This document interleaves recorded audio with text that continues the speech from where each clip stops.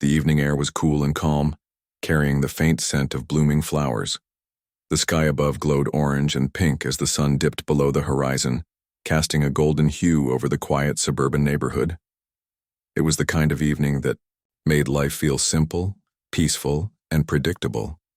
For Marcus Kane, it was one of those rare moments when he could step away from the spotlight and just be himself, a man enjoying a quiet walk after a long day. Marcus Kane wasn't just any man, though. He was a legend in the world of sports, celebrated for his unmatched talent on the football field and admired for his humility off it. Over 2 decades, he had risen from a small-town boy with big dreams to become one of the most iconic figures in the NFL. His name was synonymous with excellence, perseverance, and kindness. Off the field, Marcus dedicated much of his time to giving back to the community, building schools, funding scholarships, and mentoring young athletes who looked up to him as a role model. But tonight, none of that mattered. There were no flashing cameras or cheering crowds, no reporters asking for sound bites or fans clamoring for autographs. Just Marcus, walking alone along the tree-lined streets of his neighborhood, taking in the serenity of the moment. He wore a plain hoodie and sweatpants, blending seamlessly into the evening like any other resident out for some fresh air. No one passing by would have guessed they were sharing the sidewalk with someone so famous. As Marcus turned the corner, onto a quieter street, he noticed a patrol car slowly cruising alongside him. At first, he thought nothing of it. Police cars were a common sight in the area, their presence meant to reassure residents of safety. But then, the vehicle came to an abrupt stop, its tires screeching slightly against the pavement. 2 officers stepped out, their expressions stern and uninviting. They approached Marcus with deliberate steps, their hands resting on their utility belts. "Excuse me, sir," one of them said gruffly, his voice cutting through the stillness of the evening. "What are you doing here?" Marcus blinked, caught off guard by the question. "I'm just taking a walk," he replied calmly, gesturing toward the houses around them. "I live in this neighborhood." The officers exchanged skeptical glances, their body language stiffening further. "You live here?" the second officer asked, his tone laced with disbelief. "This is a nice part of town. Are you sure you belong here?" Marcus felt a flicker of irritation but kept his composure. He pointed toward a house down the block. "Yes, I do. That's my place right there." Instead of accepting his explanation, the officers seemed to grow more suspicious. One of them smirked, shaking his head dismissively. "Come on, man, you don't look like you fit in around here. What are you really doing?" Their words hung heavy in the air, dripping with condescension. Marcus couldn't help but notice how their demeanor shifted. He wasn't being treated as a neighbor, but as someone who didn't belong. The implication was clear. They doubted him because of the color of his skin. This wasn't the first time.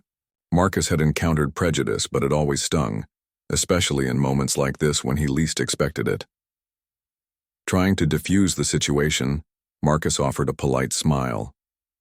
"Officer, I assure you I'm telling the truth. I've lived here for years. If you'd like, I can show you inside my house." The suggestion only seemed to irritate the officers further. "We'll decide what happens next," the first officer snapped, stepping closer. "Do you have ID on you? Any proof that you're who you say you are?" Marcus hesitated. Like many people, he hadn't thought to carry his wallet during a casual evening stroll. "No, I don't have it with me," he admitted. "But if you... Give me a minute, I can go inside and get it." His reasonable response did little to ease the tension. Instead, the officers grew louder, their voices rising as they accused him of acting evasively. Passers-by began to slow down, watching curiously as the confrontation unfolded. Some pulled out their phones, capturing snippets of the exchange. Marcus could feel his frustration mounting, but he forced himself to remain calm.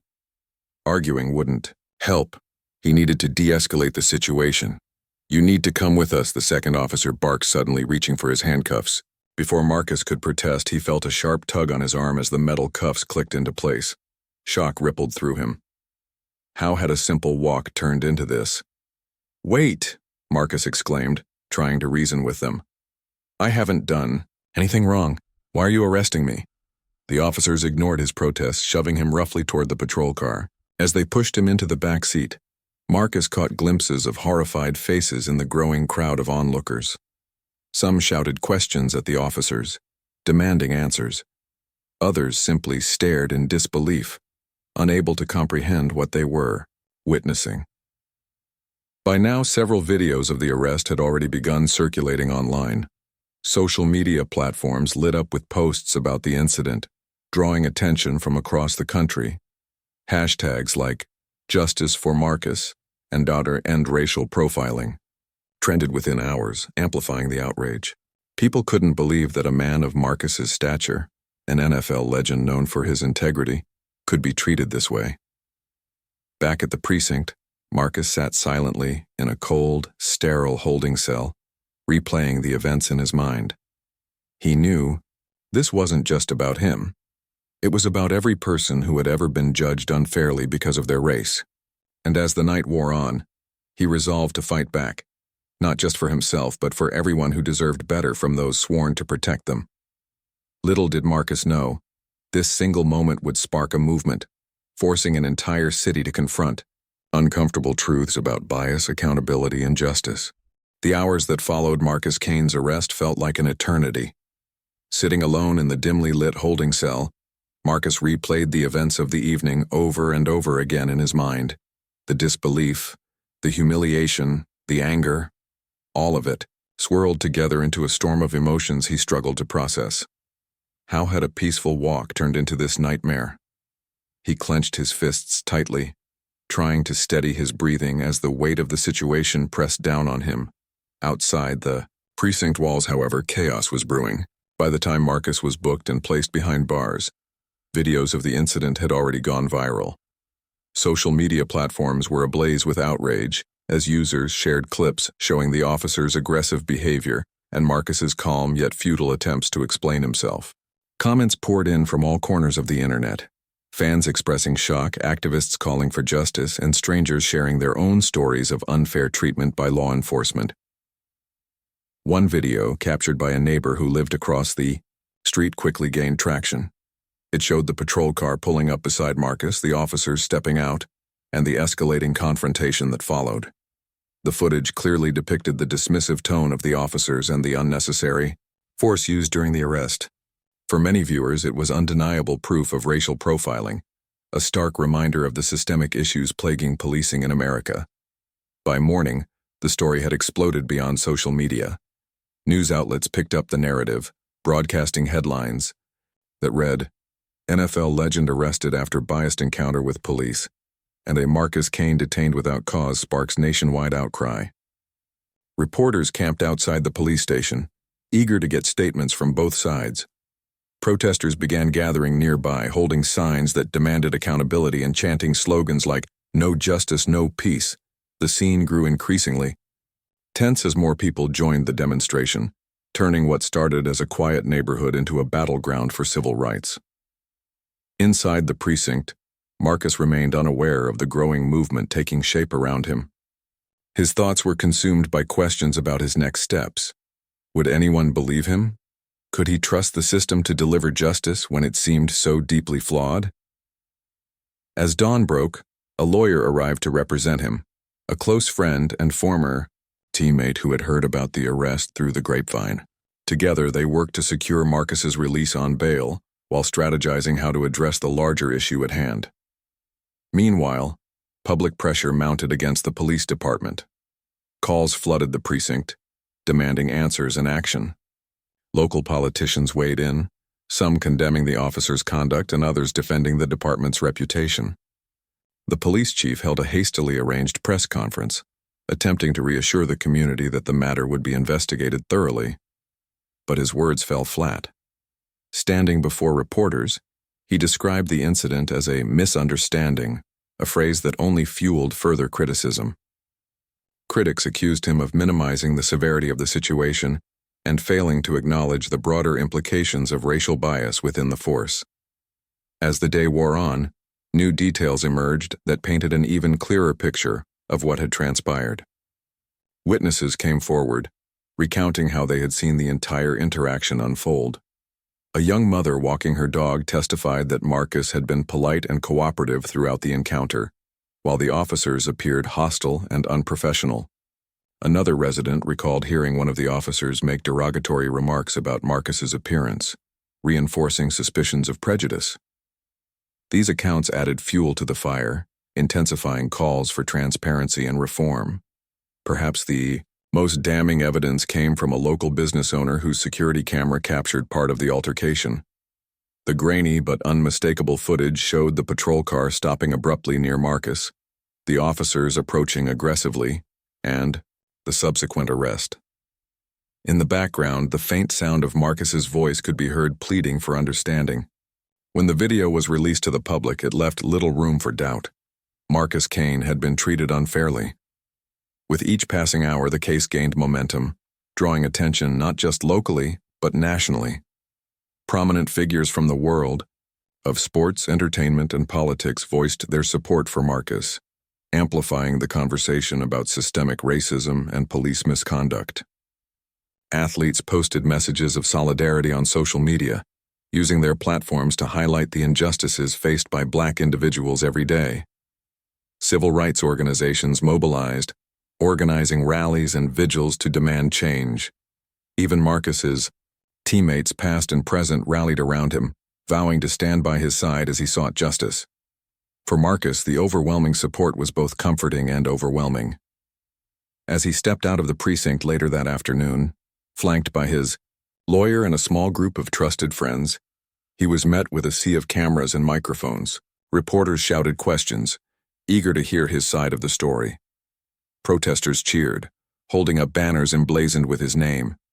The sheer volume of noise was deafening, but amidst the chaos, Marcus found strength in knowing he wasn't alone. Standing on the steps of the precinct, Marcus addressed the crowd briefly, his voice steady despite the turmoil swirling inside him. "I didn't ask for this," he began, pausing to collect his thoughts. "All I wanted was to take a walk in my own neighborhood. But tonight I realize that no matter how much success I achieve or how hard I work, there are still people who see me differently because of the color of my skin." His words resonated deeply with those listening, not just the protesters gathered outside the precinct, but also countless others watching online. They spoke to a pain that was all too familiar, a reality that couldn't be ignored any longer. Marcus ended his statement by promising to fight not just for himself, but for everyone who had ever experienced similar injustices. "This isn't just about me," he said firmly. "It's about making sure no one else has to go through what I did today." As Marcus climbed into a waiting car and drove away, the protests continued well into the night. Candles flickered in the darkness as demonstrators marched through the streets, their chants echoing off buildings. Meanwhile, behind closed doors, discussions began about potential legal action. Marcus's legal team filed a formal complaint against the police department alleging racial profiling, excessive force, and violation of civil rights. The lawsuit set the stage for what promised to be a long and contentious battle, but one that carried profound significance far beyond the courtroom. For now, though, Marcus focused on processing everything that had happened. The road ahead was uncertain, filled with challenges and obstacles. Yet, even in the face of adversity, he felt a renewed sense of purpose. If sharing his story could shine a light on the deep-seated biases within society, then perhaps it wasn't all in vain. And as the sun rose once more, casting its golden glow over the city, Marcus knew that this was only the beginning of a much larger fight, one that would require courage, resilience, and unwavering determination. The days following Marcus Kane's arrest were a whirlwind of activity. The lawsuit filed by his legal team against the police department dominated headlines, sparking debates across news channels, social media platforms, and dinner tables nationwide. For many, it wasn't just about what had happened to Marcus. It was about how the incident reflected broader systemic issues within law enforcement. The case became a symbol of the ongoing struggle for racial justice, with people on both sides of the issue weighing in passionately. Inside the courtroom, tensions ran high as lawyers prepared their arguments. Marcus's legal team worked tirelessly, gathering evidence and building a compelling narrative that highlighted not only the events of that fateful evening, but also the pervasive patterns of bias within the police department. They presented witness testimonies from neighbors who described the officers' aggressive behavior, introduced the damning security footage showing the unwarranted escalation, and cited statistics illustrating disparities in policing practices. Each piece of evidence painted a picture of an institution riddled with prejudice and misconduct.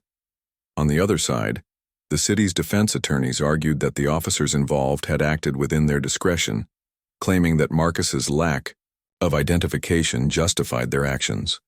They insisted the arrest was a routine procedure gone awry, not an act of racism or malice. To bolster their argument, they called upon expert witnesses to testify about standard protocols during stops and detentions. However, these attempts at justification fell flat under scrutiny, especially when cross-examined by Marcus's sharp-witted legal team. As the trial progressed, public interest reached fever pitch. Protesters continued to rally outside the courthouse, daily, holding signs that read "Justice over bias" and chanting slogans demanding accountability. Media outlets provided live updates, dissecting every detail of the proceedings. Journalists interviewed legal experts, activists, and ordinary citizens, capturing a wide range of perspectives on the case. Some praised Marcus for using his platform to address systemic inequities, while others criticized him for allegedly exaggerating the situation for attention. Despite the polarized opinions, one thing remained clear. This trial was more than just a legal battle. It was a cultural reckoning. For Marcus, the experience was emotionally draining. Every day in court forced him to relive the humiliation of that night, the condescending remarks, the rough handling, the feeling of helplessness. Yet, he refused to let bitterness consume him. Instead, he channeled his frustration into purpose, attending community meetings and speaking engagements to share his story. He wanted people to understand that his ordeal wasn't unique. It was part of a larger pattern affecting countless Black individuals across the country. One particularly powerful moment came during a town hall meeting organized by local activists. Sitting alongside families who had lost loved ones to police violence, Marcus listened intently as they recounted their own harrowing experiences. A mother tearfully described how her son had been stopped multiple times without cause, simply because of the color of his skin. An elderly man recalled being handcuffed in front of his grandchildren after being mistaken for a suspect. These stories resonated deeply with Marcus, reinforcing his resolve to fight for meaningful change. Back in the courtroom, the turning point came when a former officer from the same department took the stand. Under oath, he revealed shocking details about the internal culture of the police force. According to him, racist jokes and discriminatory attitudes were common among certain members, often going unchecked by superiors. He testified that complaints about biased conduct were routinely dismissed, creating an environment where such behavior flourished unchecked. This bombshell revelation sent shockwaves through the room, further eroding the credibility of the city's defense. The prosecution seized the opportunity to drive home their argument. In a dramatic closing statement, Marcus's lead attorney addressed the jury with conviction. "This isn't just about one bad night," she declared, her voice steady yet impassioned. "It's about a system that allows, and sometimes even encourages, this kind of injustice to happen over and over again. If we don't hold these officers accountable today, we're telling the world that it's okay to treat someone differently based on the color of their skin." Her words struck a chord, not just with the jury but with everyone watching. Even those initially skeptical of Marcus's claims began to see the bigger picture. The case wasn't just about punishing two rogue officers. It was about dismantling the structures that enabled their actions in the first place. Finally, after weeks of intense deliberation, the verdict arrived. The courtroom buzzed with anticipation as the judge entered and instructed the jury foreperson to deliver the decision. When the words "guilty on all counts" rang out, a collective gasp swept through the room. Marcus sat motionless for a moment, processing the weight of the victory. Then, slowly, he stood up, his eyes welling with tears. His legal team erupted into cheers, hugging each other tightly. Outside, protesters erupted in jubilation, their chants growing louder as news of the ruling spread. But the celebration was short-lived. While the guilty verdict marked a significant win, Marcus knew the real work lay ahead. The city council announced plans to implement sweeping reforms within the police department, including mandatory anti-bias training, stricter oversight mechanisms, and independent review boards to investigate allegations of misconduct. These measures aim to rebuild trust between law enforcement and marginalized communities, a daunting task given decades of strained relations. Marcus threw himself into advocacy efforts, partnering with organizations dedicated to criminal justice reform. He launched initiatives focused on educating young athletes about civil rights, encouraging them to use their voices for positive change. Through workshops, seminars, and public appearances, he emphasized the importance of standing up against injustice, no matter how intimidating the opposition might seem. His message resonated deeply, inspiring a new generation of leaders committed to breaking down barriers. In the months that followed, Marcus's influence extended far beyond sports. Schools incorporated lessons about his journey into their curricula, teaching students about resilience, empathy, and the power of activism. Documentaries chronicled his transformation from celebrated athlete to civil rights advocate, highlighting the challenges he faced and the impact he made. Award ceremonies honored his contributions, recognizing him not just for his achievements on the field but for his courage off it. Yet despite the accolades and victories, Marcus never forgot the pain of that night. It served as a constant reminder of why the fight mattered, not just for himself but for everyone still struggling against inequality. As he looked toward the future, he remained hopeful, believing that change was possible if enough people dared to demand it. And so, the story of Marcus Kane continued to unfold, leaving an indelible mark on history. What had started as a quiet evening walk had transformed into a catalyst for progress, proving that even in the darkest moments, there is always room for light. For Marcus, the battle may have begun with a single step, but it would take countless others to finish the journey. The aftermath of the trial sent ripples far beyond the courtroom. The guilty verdict against the two officers was a monumental win, but it also exposed deep cracks in the foundation of the police department and the community it served. For Marcus Kane, the victory wasn't just personal, it was symbolic. It validated his experience and gave voice to countless others who had suffered silently under similar circumstances. But as the dust settled, the focus shifted from punishment to prevention. How could the city ensure that such an incident never happened again? In response to mounting public pressure, the mayor convened an emergency meeting with city officials, community leaders, and activists to discuss sweeping reforms. The goal was clear: rebuild trust between law enforcement and marginalized communities. A task force was formed, consisting of representatives from various backgrounds: civil rights, advocates, retired police officers, psychologists specializing in implicit bias, and members of the local community. Their mission was to identify systemic flaws within the department and propose actionable solutions. One of the first changes implemented was mandatory anti-bias training for all officers. Unlike previous programs, which were often criticized as superficial or ineffective, this new curriculum was designed to be immersive and impactful. Officers participated in role-playing exercises where they confronted their own biases in realistic scenarios. They learned about historical injustices, cultural sensitivity, and de-escalation techniques. Trainers emphasized empathy, teaching officers to see individuals not as threats but as human beings deserving of respect and dignity.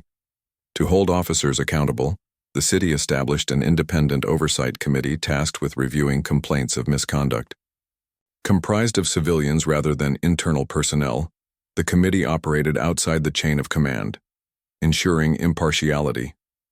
Its members had the authority to investigate incidents, recommend disciplinary actions, and monitor compliance with reform measures. This move marked a significant departure from the old system, where internal investigations often lacked transparency and accountability. Another critical step was the introduction of body cameras for every officer on duty. While some departments had already adopted this technology, its implementation had been inconsistent. Now wearing a body camera became mandatory, and footage was required to be stored securely and made accessible to oversight committees upon request. The presence of cameras acted as both a deterrent to misconduct and a tool for verifying claims made by either side during disputes. Activists hailed this measure as a game-changer, believing it would help expose wrongdoing while protecting officers falsely accused of misconduct. Despite these efforts, resistance lingered within the ranks of the police department. Some officers grumbled about the added scrutiny, arguing that it hindered their ability to do their jobs effectively. Others resented what they perceived as unfair criticism, insisting that most cops were hard-working individuals trying to keep the community safe. Tensions simmered beneath the surface, threatening to undermine the progress being made. Marcus recognized the importance of bridging this divide. He understood that meaningful change required collaboration, not division. 2. Foster dialogue. He initiated a series of town hall meetings specifically aimed at bringing together law enforcement and community members. These gatherings provided a platform for open conversations, allowing each side to express concerns, share experiences, and work toward mutual understanding. At one particularly poignant session, a veteran officer admitted feeling vilified by recent events while a young activist spoke candidly about growing up afraid of the police.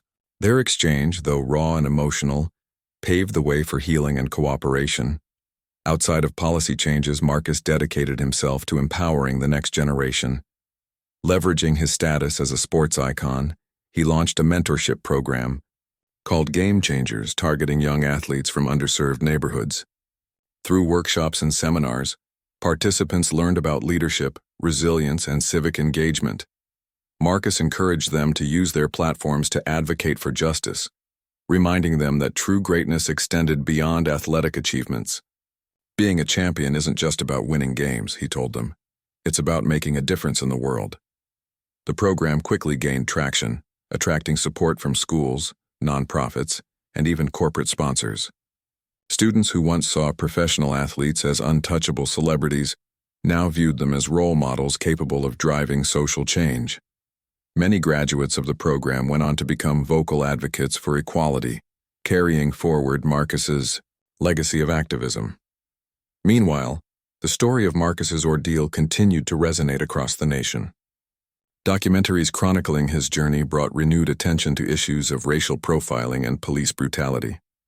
Filmmakers captured intimate moments, from Marcus reflecting on the night of his arrest to him speaking passionately at rallies and mentoring kids in his program. These visuals humanized the statistics and headlines, forcing viewers to confront uncomfortable truths about systemic racism. Educators took notice, incorporating Marcus's story into school curriculums. History classes examined the broader context of civil rights movements, using his case as a modern example of ongoing struggles. English teachers assigned essays exploring themes of identity, bias, and courage. Art students created murals inspired by his resilience, turning blank walls into vibrant tributes to hope and perseverance. In classrooms across the country, children learned that standing up for justice wasn't reserved for heroes in history books. It was something anyone could do, no matter their age or background. Even as Marcus embraced his role as a catalyst for change, he remained acutely aware of the challenges ahead. Progress was slow, uneven, and often met with resistance. There were days when setbacks felt overwhelming, when reports of another unjust arrest or another life lost reminded him how far society still had to go. Yet, he refused to let despair take root. Instead, he drew strength from the growing movement around him, fueled by the knowledge that he wasn't fighting alone. His resolve inspired others to join the cause. Celebrities used their platforms to amplify his message, organizing fundraisers and awareness campaigns. Politicians cited his case when drafting legislation aimed at addressing inequities in policing. Grassroots organizations sprang up in cities, nationwide, inspired by the blueprint laid out in Marcus's hometown. Together, they formed a network of advocates united by a shared vision of fairness and justice. As time passed, the initial outrage over Marcus's arrest evolved into sustained momentum for reform. Conversations that began in courtrooms and protests spilled into boardrooms and legislative chambers. Policymakers introduced bills requiring stricter standards for hiring and training officers, while tech companies developed tools to track patterns of misconduct. Slowly but surely, the seeds of change planted by Marcus's fight began to take root. For Marcus, the transformation was profound. Once known primarily for his feats on the football field, he now stood as a beacon of hope and determination. His name became synonymous with resilience, a reminder that adversity, when faced with courage, could spark revolutions. Though scars from that fateful night remained, they no longer defined him. Instead, they served as a testament to his strength and a call to action for others. Looking back, Marcus realized that his journey was never just about seeking justice for himself. It was about challenging systems, inspiring others, and proving that even in the face of seemingly insurmountable odds, change was possible. As he gazed out at the crowds gathered at yet another rally, chanting his name alongside calls for equality, he felt a quiet sense of pride. The road ahead was long, but he knew that with persistence and unity, anything was achievable. After all, revolutions weren't born overnight. They were built step by step, person by person, until the tide turned irreversibly toward justice. As the months turned into years, Marcus Kane's story continued to evolve, leaving an indelible mark on society. The $20 million settlement awarded to him wasn't just a financial victory. It became a symbol of accountability, a reminder that no institution was above scrutiny.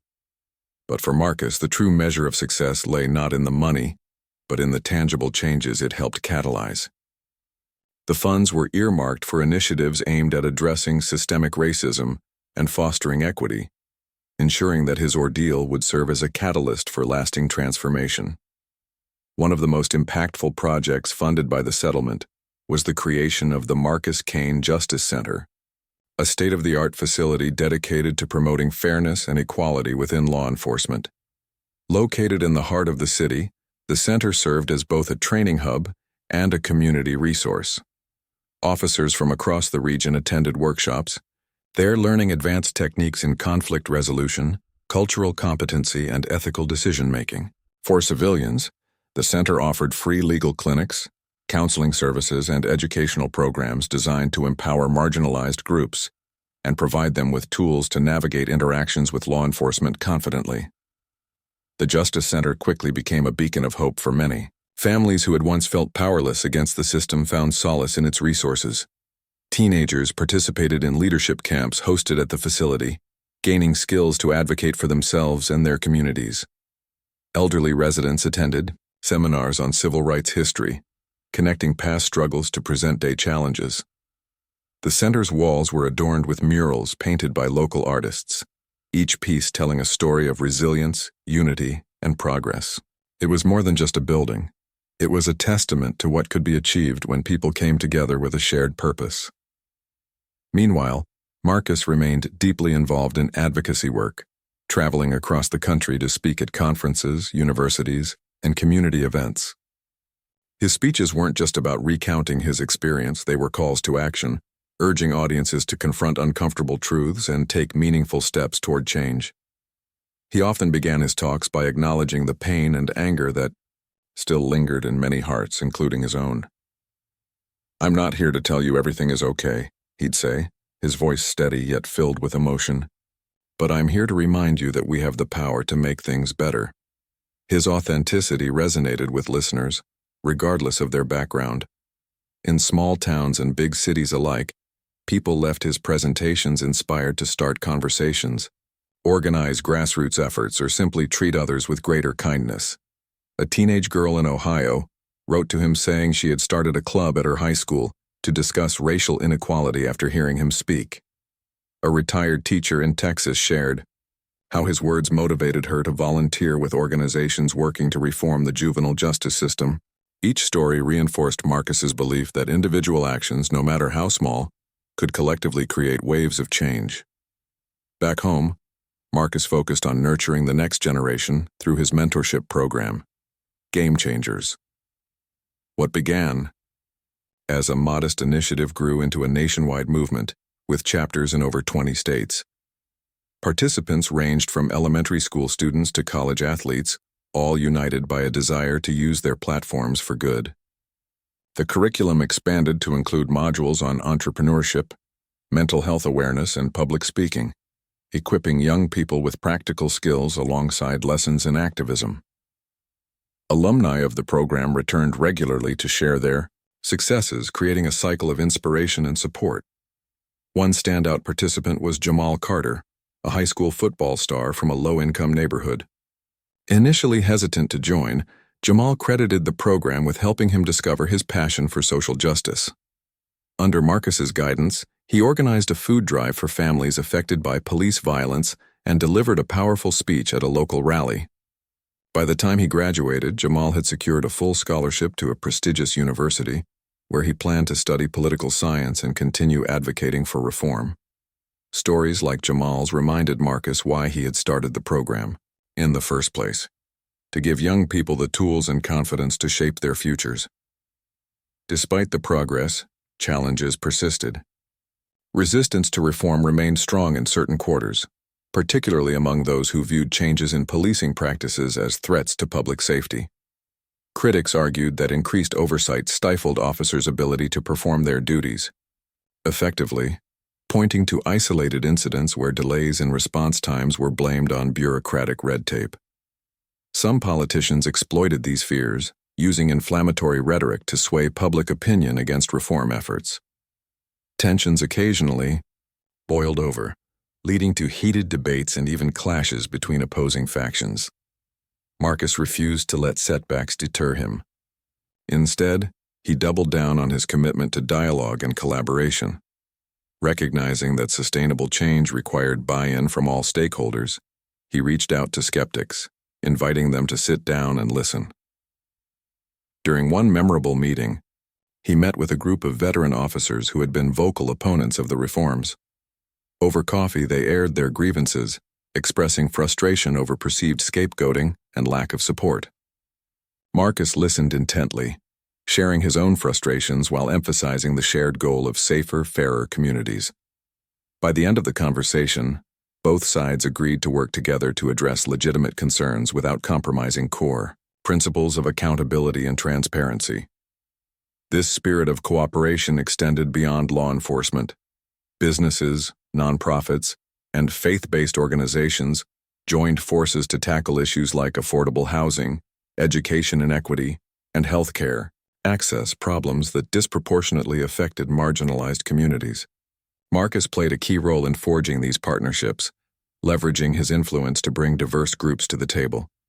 Together, they launched innovative programs such as apprenticeships for formerly incarcerated individuals and mobile clinics, providing free medical care in underserved areas. These initiatives demonstrated that systemic change required addressing root causes, not just symptoms. As the movement gained momentum, Marcus's story reached international audiences. Documentaries and books chronicling his journey highlighted the intersection of sports, activism, and social justice, inspiring movements in other countries grappling with similar issues. Athletes abroad began following his example, using their visibility to challenge oppressive systems and uplift marginalized voices. From soccer players taking a knee during matches to cricketers wearing armbands emblazoned with messages of solidarity, the ripple effects of Marcus's courage spanned continents. At home, the impact was equally profound. Schools incorporated his story into curricula, teaching students about perseverance, empathy, and civic responsibility. Art exhibits featured portraits of Marcus alongside quotes from his speeches, celebrating his contributions to the fight for equality. Statues honoring him were erected in parks and plazas, serving as reminders of what could be achieved through determination and unity. Yet, despite the accolades, Marcus remained humble, always redirecting praise to the countless individuals who had stood beside him along the way. By the 5th anniversary of his arrest, the landscape of policing and civil rights had shifted dramatically. While much work remained, the seeds planted by Marcus's struggle had grown into sturdy trees, offering shade and shelter to those seeking justice. Independent oversight committees had become standard practice in departments nationwide, holding officers accountable and restoring public trust. Body cameras were universally adopted, ensuring transparency in interactions between law enforcement and citizens.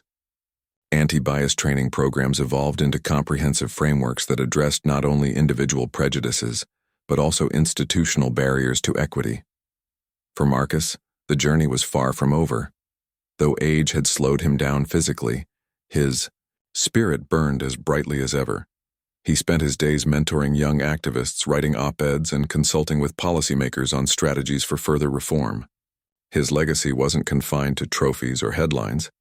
It lived in the hearts and minds of those he had touched, in the policies enacted to protect vulnerable populations, and in the ongoing pursuit of a fairer, more compassionate world. Looking back, Marcus often reflected on the night that changed everything. Once a source of pain and humiliation, it now stood as a turning point, a moment that forced him to confront injustice head-on and channel his anguish into purpose. He knew the road ahead would continue to be fraught with obstacles, but he faced them with unwavering resolve. After all, revolutions weren't defined by their starting points, but by the destinations they inspired people to reach. And for Marcus Kane, the destination was clear: a world where everyone, regardless of race or background, could walk freely, unburdened by fear or bias. Years had passed since the night that transformed Marcus Kane's life forever, but its echoes reverberated through generations. What began as a single incident of injustice had grown into a movement that reshaped communities, policies, and mindsets. The $20 million settlement was long spent, yet its impact endured in the lives touched by the initiatives it funded. The Marcus Kane Justice Center stood tall, a thriving hub of education, healing, and advocacy. Its doors welcomed thousands. Each year, officers seeking to improve, families searching for answers, and activists striving for change. It wasn't just a building.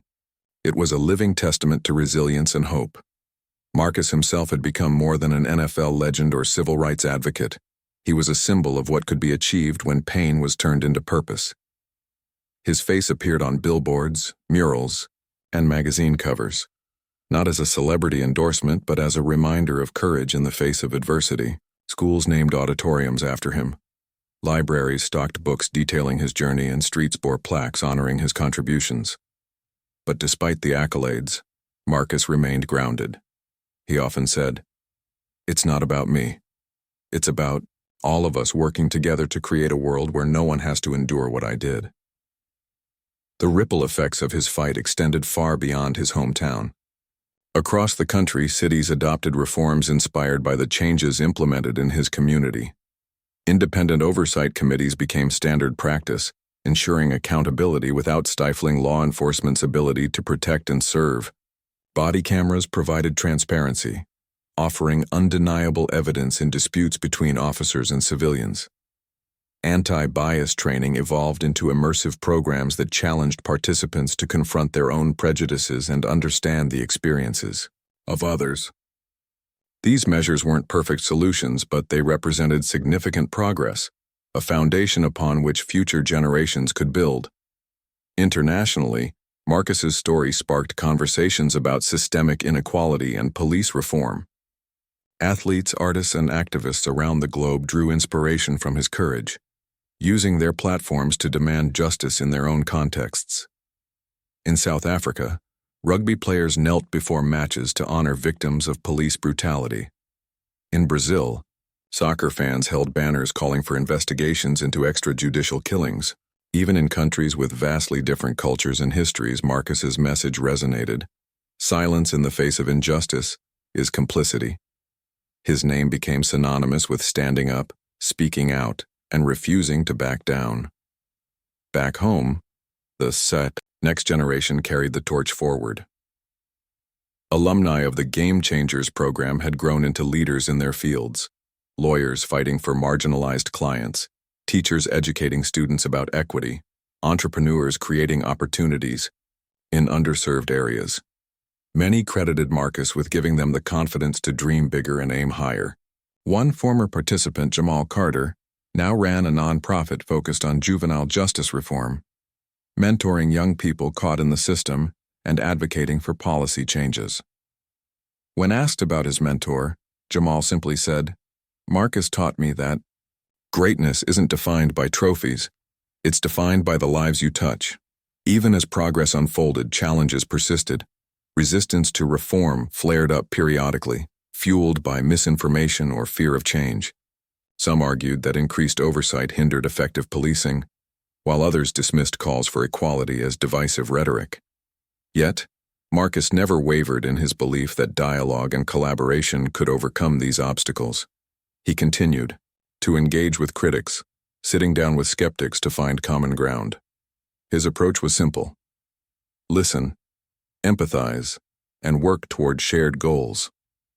Over time, even some of his staunchest opponents came to see him not as an adversary, but as a partner in the pursuit of safer, fairer communities. As Marcus aged, he shifted his focus to mentoring younger activists. He understood that revolutions were marathons, not sprints, and that sustaining momentum required passing the baton to those who would carry it forward. In cozy coffee shops and bustling conference halls, he shared wisdom gleaned from decades of activism. Change doesn't happen overnight, he'd say, his voice warm yet firm. But every step matters, every voice counts, and every act of kindness plants a seed that might grow into something extraordinary. His humility endeared him to people of all ages and backgrounds. Children wrote letters thanking him for inspiring them to stand up against bullying. College students invited him to speak at rallies, eager to learn from his experience. Retirees joined marches alongside him, proving that age was no barrier to making a difference. Marcus embraced each interaction, knowing that collective action was the key to lasting transformation. By the time Marcus reached his late 60s, his health began to decline. Years of relentless advocacy had taken a toll, leaving him physically weaker but spiritually unbroken. Friends and family urged him to slow down, but Marcus refused. "I've got too much work left to do," he'd chuckle, waving off their concerns. Instead, he poured his energy into writing a memoir, chronicling his journey from football star to civil rights icon.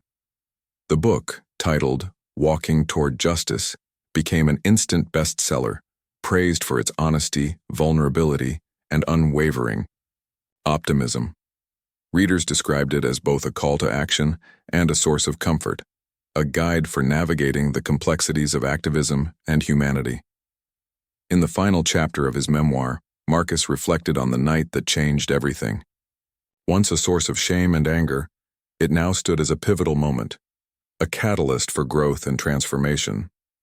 "That walk wasn't just mine," he wrote. "It belonged to everyone who has ever been told they don't belong, everyone who has ever been treated unfairly because of who they are. My story isn't unique, but it's proof that we have the power to turn pain into purpose."